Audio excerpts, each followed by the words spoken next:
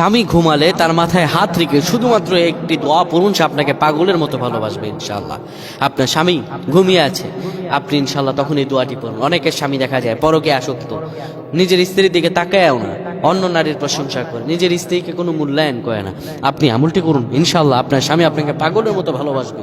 অনেক স্ত্রীদের ভরণ পোষণ দেয় না, আপনি আমলটি করুন, সহি আমল, আল্লাহ তাআলা আপনাকে কবুল করে নেবেন ইনশাআল্লাহ। ইনশাআল্লাহ পড়েন। প্রিয় ভাইরা আমার, আপনার এই দোয়াগুলো বোনদেরকে শেয়ার করে দিবেন, আপনি আমলটি করবেন, আপনি এটি মানুষের কাছে পৌঁছায় দিবেন, এটি সবের কাজ।